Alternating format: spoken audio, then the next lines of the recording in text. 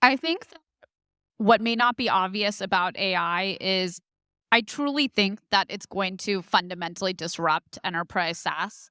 I don't think that people will be content with the modes of operation and the way that you consume and interact with applications today.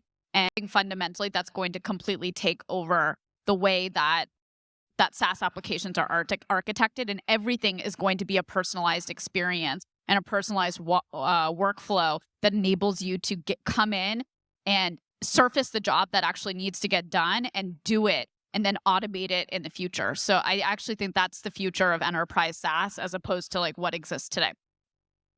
So I'll go next. I have a few things. So one is local AI. I think local AI is going to change fundamentally how we work with AI. Local AI meaning AI PC, your devices having AI capability, the ability to run small models on very small devices.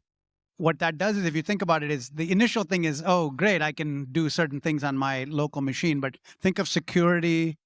Maybe I just want to summarize all my emails, but I don't want to send it to the cloud. Think of like defense, security, government, all the places where a local model can be secured and can actually create value. Think about hybridizing local models with cloud models, where maybe the local model can get 90% of the fidelity, but maybe it can go to the cloud to just get what it needs. So maybe it has your assets that are locally secured and can do that. As an example, we're running virtual backgrounds on local AI PC. If you're sitting in a coffee shop and running a Zoom meeting, it doubles the battery life of your machine by having that run locally. So that's a very practical application of local AI, but there's so much more coming in that area that as all of us start getting AI PCs into our homes, into our work. That's number one. Number two is, I think all of us are going to have personal AI assistants. We're already starting to see that, right? With the Perplexities and the Gleans and everybody else trying to get into the consumer side. And then we have the work ones with AI Companion from Zoom or Copilot or whatever. Something has got to put this together, because I wake up in the morning and I think, I have to do this personally. I maybe have to go to the bank, or I have to do something, drop the kids off or do something. And then I also have to do my work. How do we bring these things together? I think there's a real opportunity to bring these lives together. And the third one I'll say, which I think is, Eric has said this, is this idea of a digital avatar of ourselves.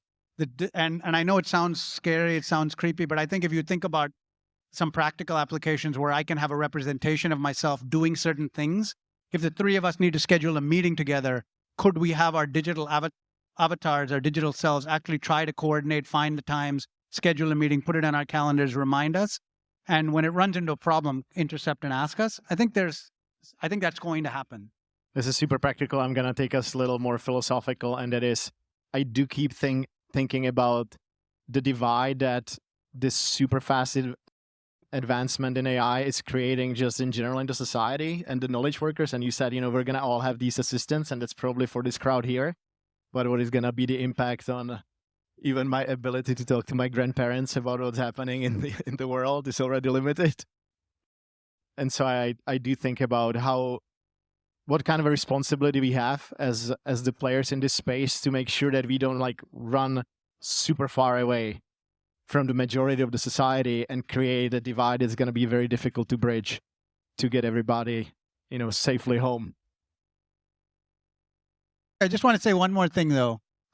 All the founders in the room, I raised money in 2008 when the market completely crashed, and it was the grimmest time to be a founder, and it was really difficult. 2009 to 2012 were the best years we ever had. So if you're out there, stay persistent, stay in it. I'm telling you, this is hard, but there'll be some big winners in this room. So I hope that you stay persistent and go hard and get what you're deserving. So +1.